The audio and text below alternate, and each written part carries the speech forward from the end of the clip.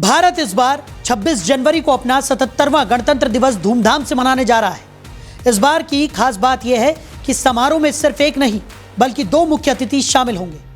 यूरोपीय यूनियन की अध्यक्ष उर्सुला ग्रेटरूड वॉन डेर लेयन और यूरोपीय परिषद के अध्यक्ष एंटोनियो लुइस सैंटोस दा इस बार गणतंत्र दिवस समारोह के मुख्य अतिथि होंगे।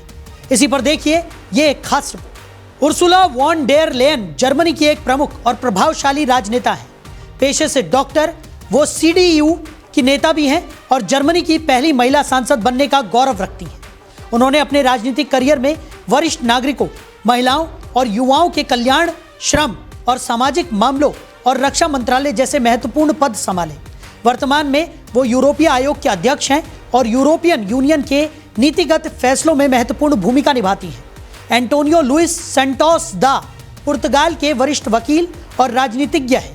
वो पुर्तगाल के प्रधानमंत्री और सोशलिस्ट पार्टी के महासचिव रह चुके हैं। अब वो यूरोपीय परिषद के अध्यक्ष हैं और यूरोप के राजनीतिक एवं आर्थिक मामलों में एक महत्वपूर्ण भूमिका निभा रहे हैं।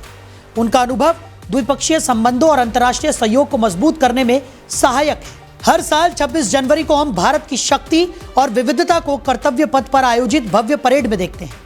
इस परेड में भारतीय सेना, नौसेना और वायुसेना की ताकत के साथ साथ राज्यों की सांस्कृतिक झांकियां और छात्र छात्राओं के प्रदर्शनों का आनंद भी लिया जाता है। और इस साल मुख्य अतिथि बनने का सिलसिला यूरोपीय यूनियन और यूरोपीय परिषद के शीर्ष नेताओं तक बढ़ गया है। लेकिन सवाल यही है कि आखिर भारत गणतंत्र दिवस के लिए मुख्य अतिथि कैसे चुनता है।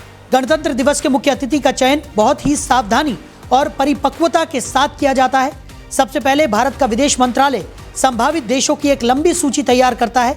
इसमें ऐसे देश शामिल किए जाते हैं जिनके साथ भारत के द्विपक्षीय संबंध, व्यापारिक सहयोग और राजनीतिक समझ मजबूत हो। इसके साथ ही ये भी देखा जाता है कि चुना गया देश भारत के साथ किसी विवाद या तनाव में ना हो।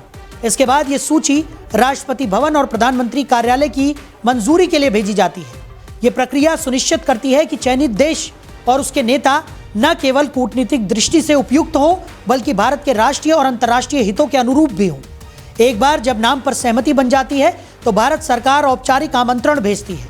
यह आमंत्रण एक आधिकारिक सरकारी पत्र के माध्यम से भेजा जाता है जिसमें गणतंत्र दिवस समारोह में शामिल होने का विशेष निमंत्रण होता है।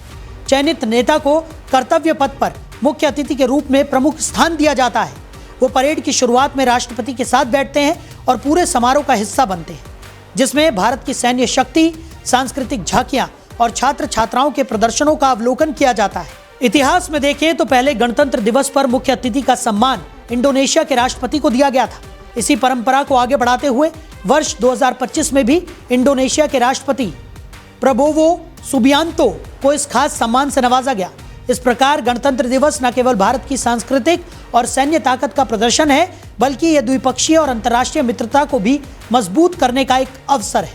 तो इस बार 26 जनवरी को भारत का गणतंत्र दिवस और भी खास होगा। दुनिया के सामने हमारी शक्ति, संस्कृति और विविधता का अद्भुत प्रदर्शन होगा और यूरोपियन यूनियन और यूरोपीय परिषद के शीर्ष नेता इसे देखने पहुंचेंगे।